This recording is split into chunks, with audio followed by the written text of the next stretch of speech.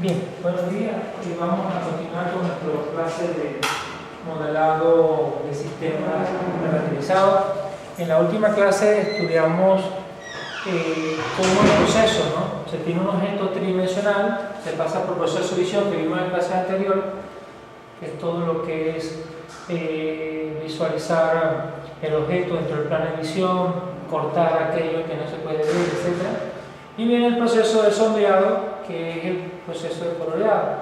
Pero para hacer el proceso de coloreado, para generar nuestra imagen, pues debemos de hacer uso de un modelo de iluminación que nos permite, como parámetro de entrada, pasarle cuál es el punto que yo quiero iluminar, se calcula el valor de esa iluminación, se devuelve la intensidad de ese color y se va renderizando dentro de nuestra pantalla computadora. Eso lo vimos la clase pasada, ¿verdad? De aquí, ¿verdad? Vimos ya las distintas formas de tener fuentes de luz, un infinito o fuente de luz distribuida. La diferencia entre una y otra es cómo inciden los rayos de luz en la superficie. Cuando estamos con una fuente de infinito, los rayos de luz inciden de manera paralela, tal cual como se puede ver en la imagen. Y como tenemos una fuente de luz distribuida o cercana a la superficie, pues la fuente de luz tiene la posibilidad de emitir rayos de luz con un ángulo que no es paralelo entre sí los rayos. De tal manera de que vimos también que habían tipos de reflexión difusa, reflexión especular. Uno tiene que ver con aquellos materiales que no reflejan ningún brillo, y la parte especular, aquellas superficies que reflejan brillo.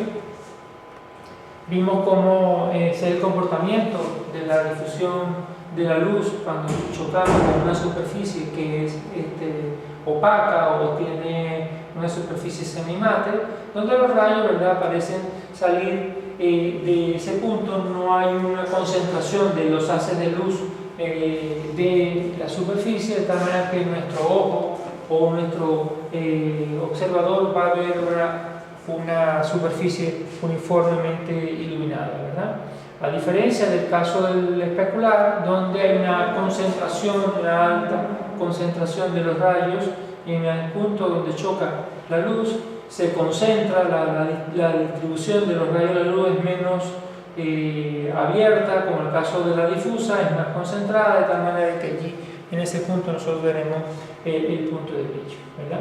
Hay algunas superficies que manejan la propiedad de ser semimate, entonces en la parte donde el rayo de luz incide, pues vamos a ver cierta concentración de luz en aquella resto de la superficie donde nosotros no estamos viendo directamente, pues veremos una superficie uniforme.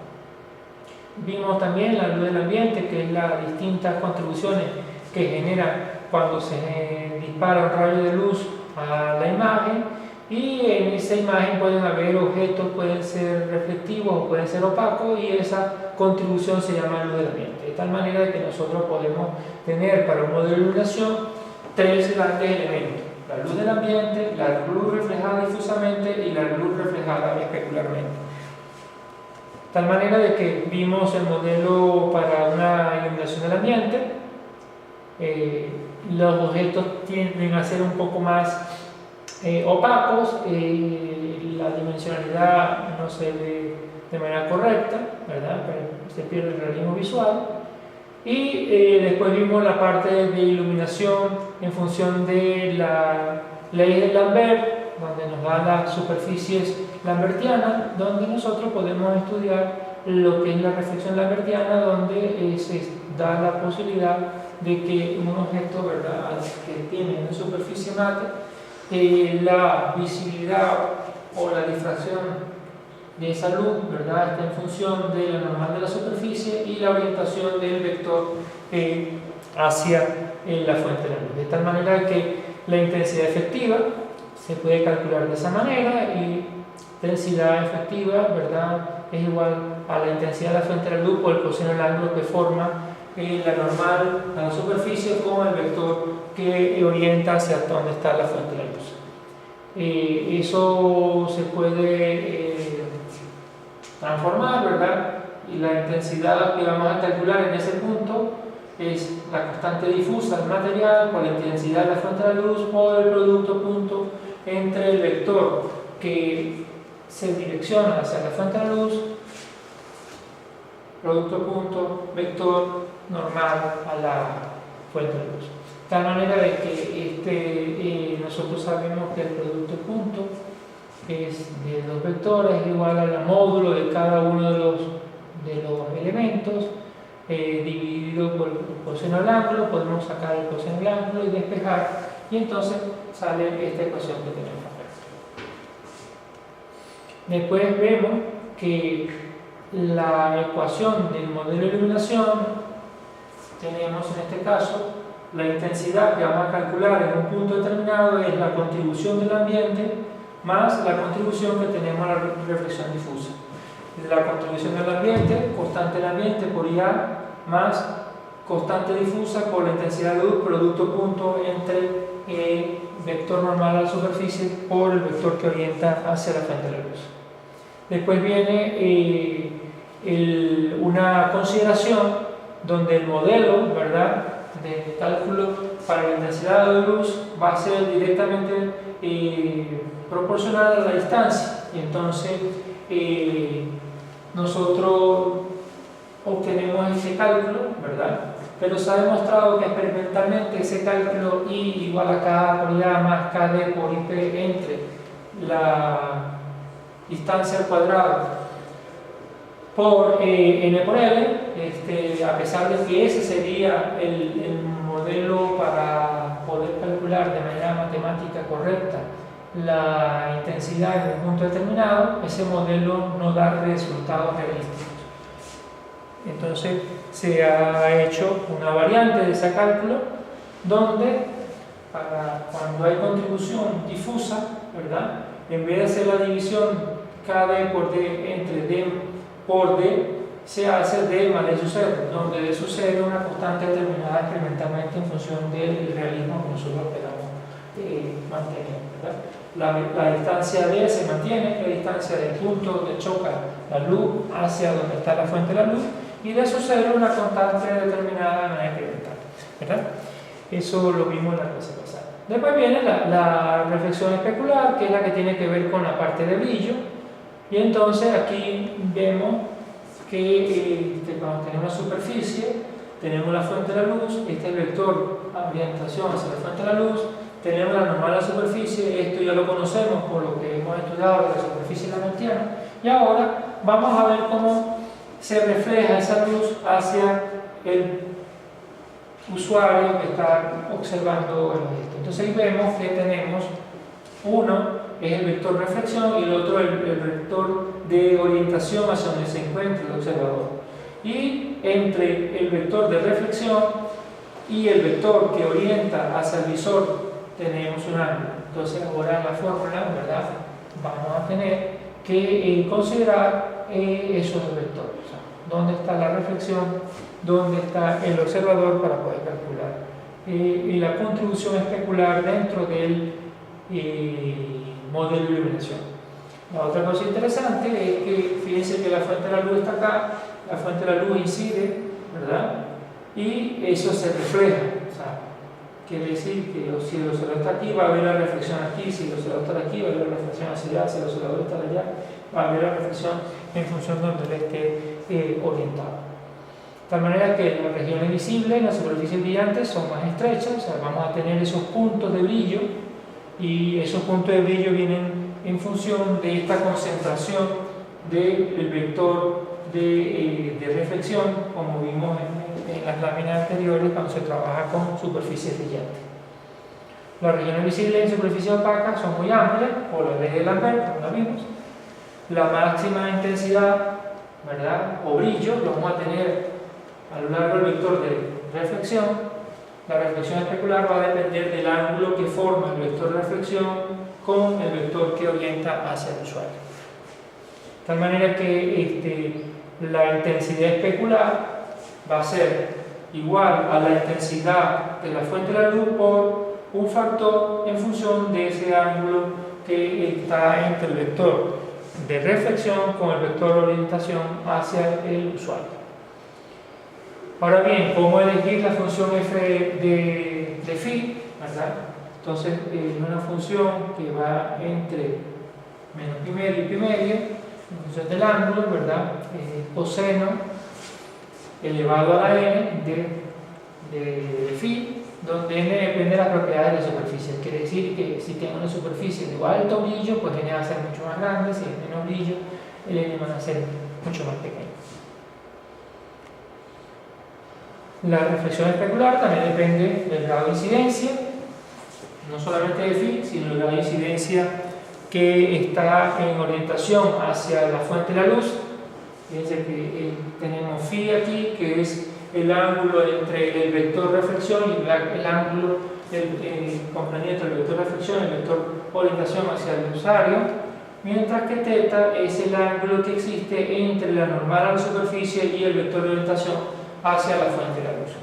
Si nuestra fuente de la luz, el ángulo aquí es mucho mayor, quiere decir que nuestra fuente esté más acostada, pues a lo mejor la reflexión no va a ser muy concentrada, ¿verdad? Y mientras que si el ángulo es menor, pues cuanto más, entonces va a haber más puntos un punto más concentrado de reflexión, porque la fuente de la luz está concentrando toda su energía en ese punto donde está chocando. Eso es lo que quiere decir esta lámina acá, ¿no? Entonces, que la reflexión especular también depende del grado de incidencia θ del rayo de luz. El modelo completo de iluminación que nosotros vamos a utilizar, entonces, sería el cálculo de un punto dentro de nuestro objeto geométrico que queremos pintar. Va a ser la luz del ambiente, que ya sabemos que es IA por K, más la contribución difusa, que es K difuso por I difuso dividido, ¿verdad?, de magnesio cero por el producto punto entre el vector de la normal a la superficie y el vector orientación hacia donde está la fuente de la luz, más la constante especular coseno elevado a la n. Aquí hay un error, ¿verdad? Este es coseno elevado a la n de phi. Pero coseno elevado a la n, faltó coseno elevado a la n es igual a el producto punto entre el vector de reflexión por el vector de orientación hacia donde está el usuario, ¿verdad? De tal manera que ya no va a depender nuestra constante en función del coseno del ángulo, sino la ecuación nos queda de esta manera, ¿no?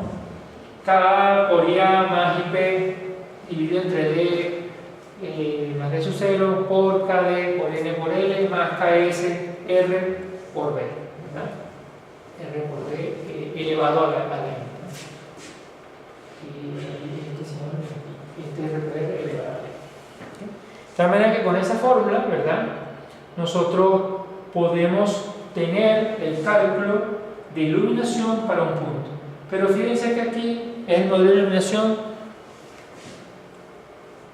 general.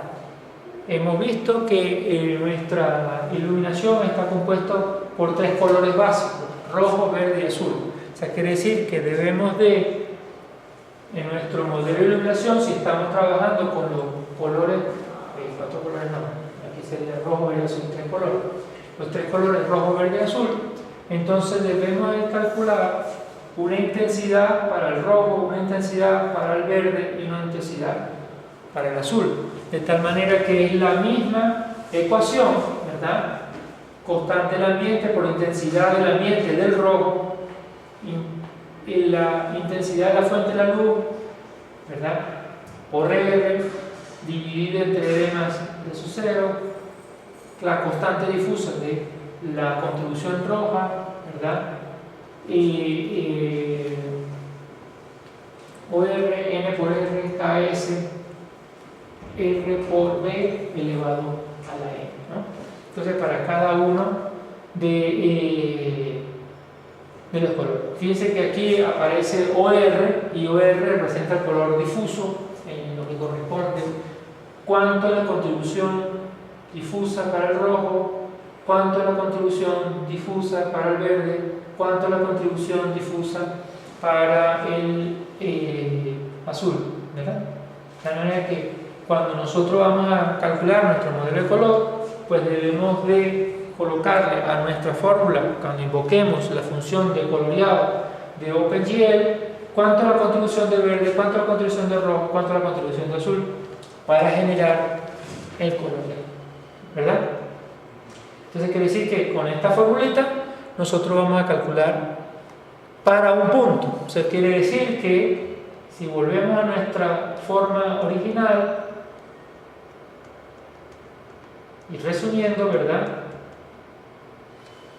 Cuando vamos a pintar un punto aquí, pasamos el punto, ese punto tiene una orientación en función del visor, en función de la fuente de luz, en función de la superficie, calculamos el modelo de iluminación y nos devuelve la intensidad ahí. El problema está en que si nosotros tenemos una resolución 1600 por 860, ¿cuántos puntos tenemos que calcular? ¿Verdad? Entonces, y para cada punto aplicarle la formulita anterior. Eso nos daría pues un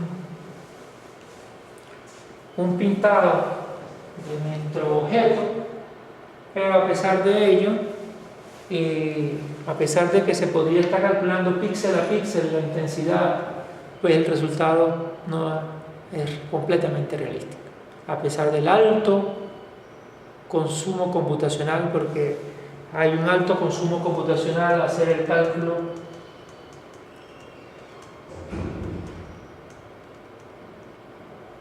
de esta fórmula, ¿sí? Porque fíjense que hay productos, hay divisiones, ¿verdad? Hay productos puntos de vectores, hay productos puntos de vectores, y no solamente eso, sino elevado a la n. Es un cálculo bastante fuerte. Imaginemos entonces repetir ese cálculo, y fíjense que solamente para una sola variante, porque tenemos que calcular para rojo, para verde y para azul, para un solo punto. Entonces la cosa se vuelve computacionalmente compleja desde el punto de vista de los costos de cálculo, ¿verdad? Quiere decir que esto sería un enfoque muy crudo, o sea, uno a uno. Computacionalmente podríamos tardar, si la imagen es muy compleja, mucho tiempo en renderizar nuestro objeto. Por ello, ¿verdad?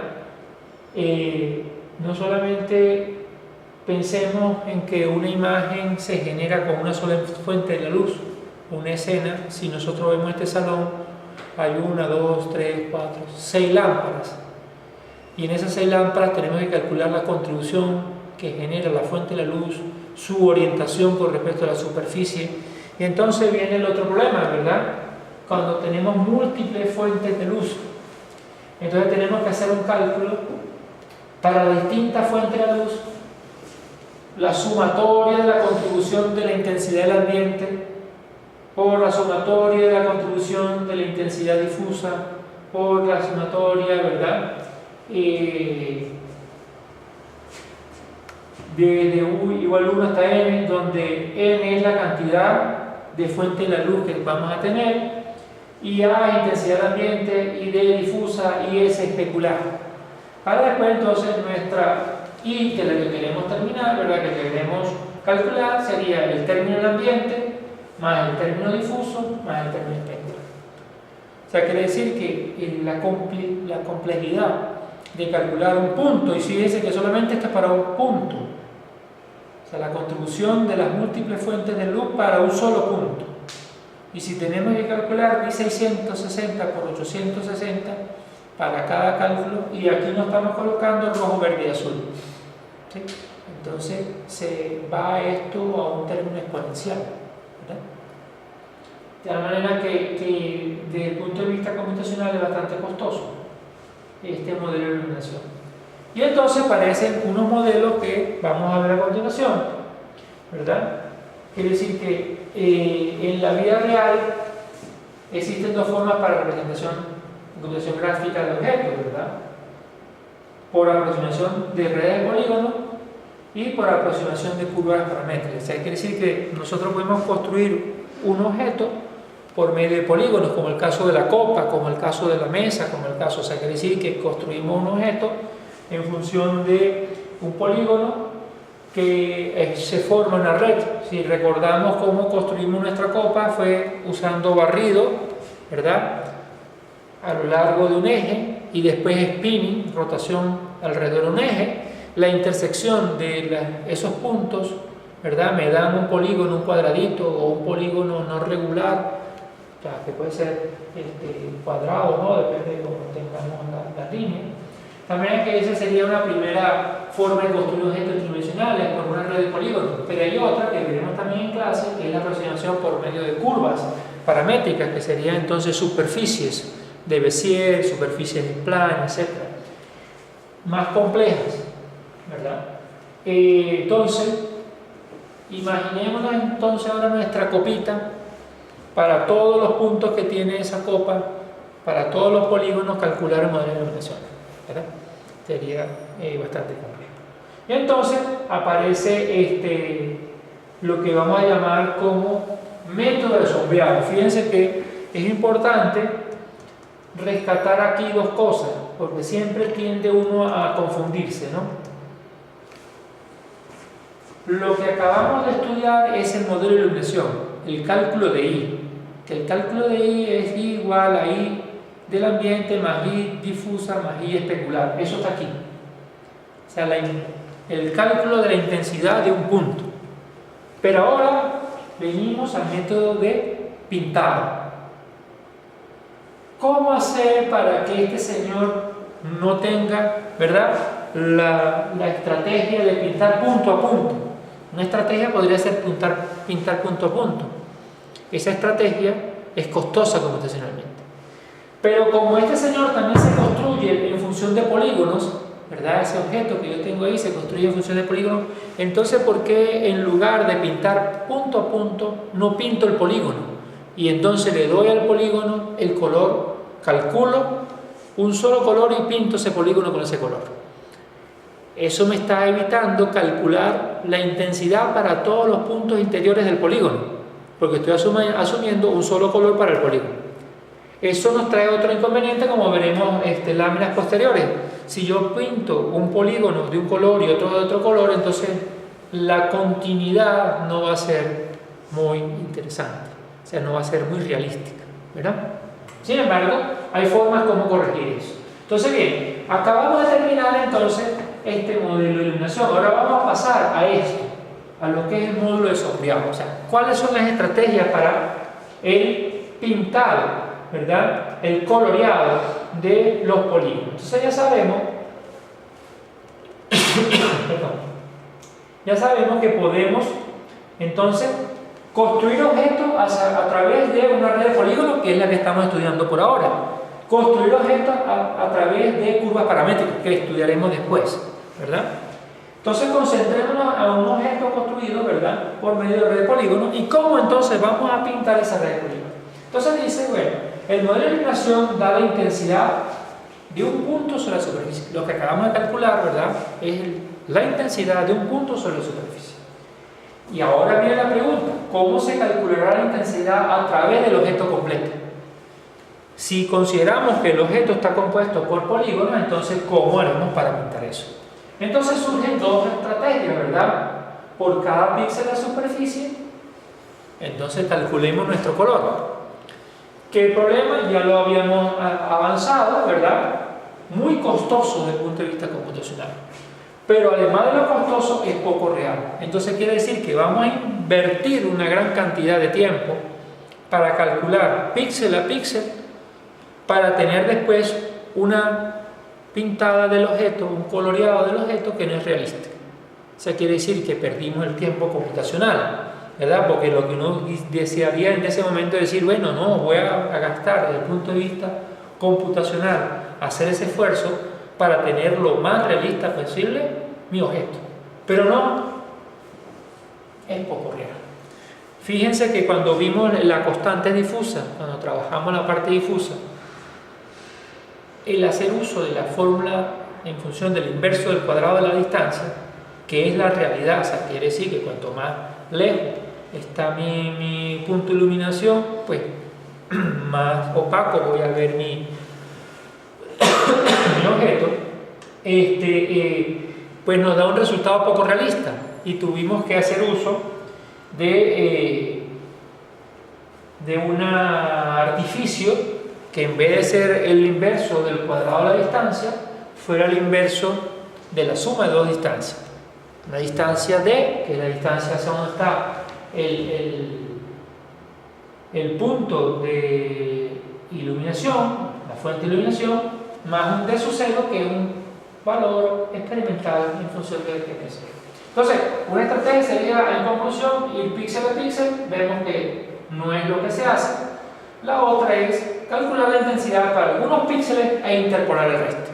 Quiere decir que agarro un polígono, calculo para ese polígono algunos valores de intensidad y el resto lo pinto con una interpolación, que nos va a dar un mayor realismo visual, de tal manera que nosotros podamos atender a la realidad de nuestro objeto que estamos pintando, ¿verdad?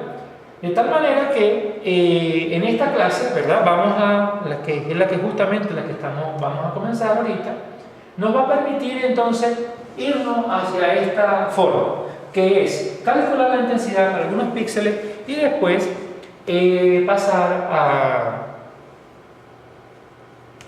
a pintar el resto.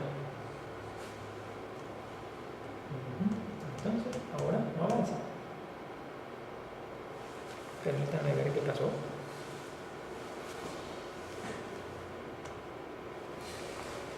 ¿Sí? Ahí está, ¿verdad? ¿Sí?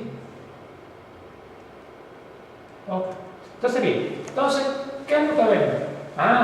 Que ahora nosotros vamos a pintar nuestro polígono usando un método sombreado.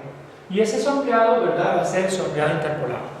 Este método, ¿verdad?, fue propuesto en el año 67, de tal manera de que nosotros podamos minimizar costos de pintado por medio de la estrategia de interpolación de los valores que tenemos en los valores que tenemos de nuestro objeto que vamos a pintar. Este método consiste en que nosotros vamos a calcular, ¿verdad?, los valores y sombreado es linealmente, ¿verdad?, a lo largo del triángulo partiendo de su vértice. Entonces fíjense que ahora el polígono que vamos a utilizar es un polígono construido, ¿verdad?, a través de puros vértices, o sea, de puros triángulos o puede ser cuadrados, etc. Entonces, en el esquema de sombreado interpolado existen tres grandes métodos: el método sombreado constante, el método Gora-Schading y el método von Schading. Y veremos que cada uno de esos métodos va a tener la posibilidad de acercarse lo más posible al realismo visual en función de costos computacionales. Entonces entremos al flat shading. Entonces, ya nosotros estamos allí pensando, al ver la palabra flat, al ver la palabra constante, de que bueno, sí, usted calcula los valores de los píxeles y entonces pinta completo, sin intervenir más ningún otro elemento en la estrategia de sombreado. Evidentemente que ya eso nos hace especular, nos hace visualizar de que ese método como que no va a ser muy realista, ¿verdad? Porque bueno, si yo tengo un objeto, hago un ejercicio de imaginación y veo mi copa, si este cuadradito que tengo arriba que conforma mi polígono, de mi red de polígonos, lo pinto de un color y el de abajo lo pinto con otra intensidad un poquito más baja o un poquito más oscura, pues entonces mi copa lo que va a ser como si estuviera construyéndose como parches, ¿verdad? Entonces no vamos a tener una superficie completamente homogénea, sino que se van a ver algunas especies de bandas, una especie de estrategia, ¿no? Entonces bien, pero no importa, o sea, lo bonito de esto es que este método, a pesar de que a lo mejor no pega un alto realismo, fue uno de los primeros métodos que se trabajó para el pintado de objetos tridimensionales. Y bueno, vamos a estudiarlo, ¿verdad? Este enfoque aplica el modelo de iluminación una sola vez. O sea, quiere decir que calcula un solo modelo de iluminación para el polígono y con ese modelo de iluminación pinta, independientemente de donde esté orientado para ver los otros puntos que tiene. Para determinar el valor de la intensidad único, el cual será utilizado para sombrear de manera completa el polígono.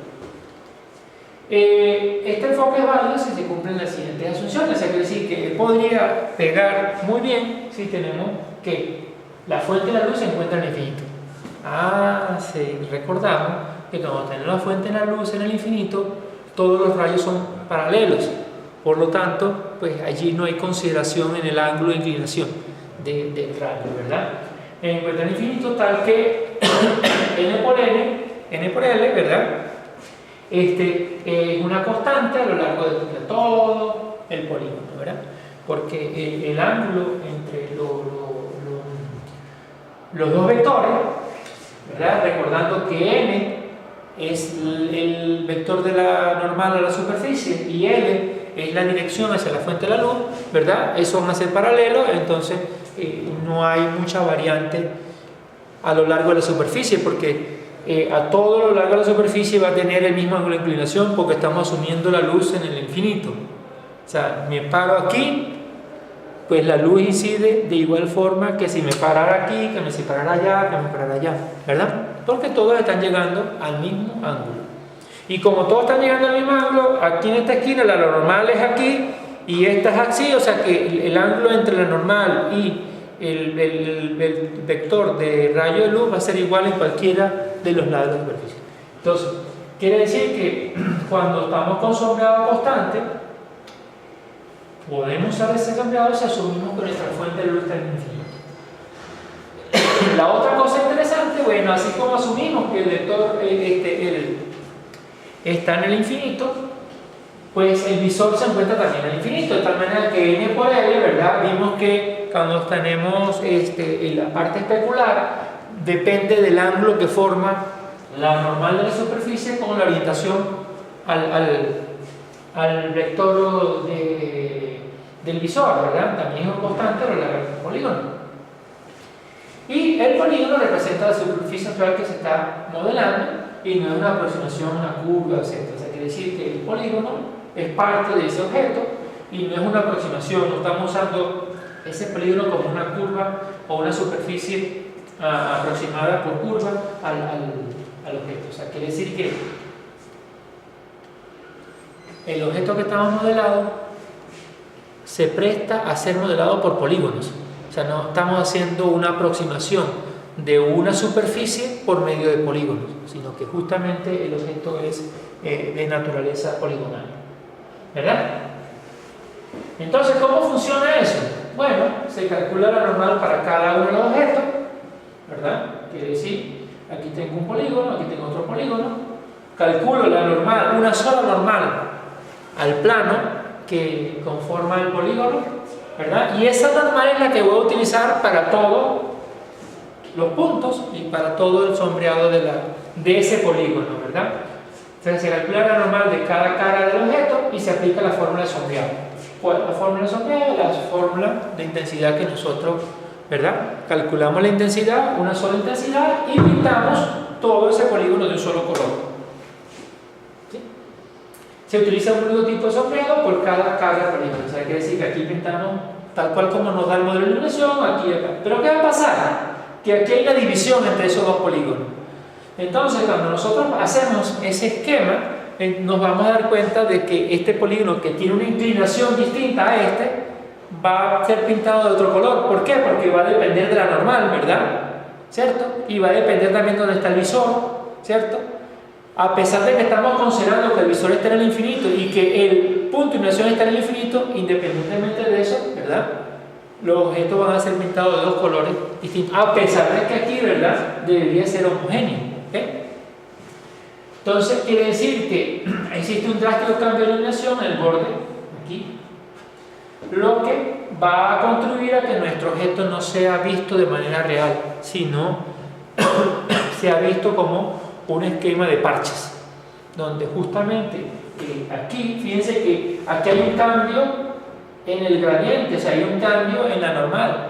Aquí está perpendicular y aquí está inclinada. Y entonces si yo pinto completamente este color y completamente este color, entonces vamos a ver una diferencia notable. ¿Okay? Bien, entonces vamos a pararnos ahí para ver un ejemplito aquí.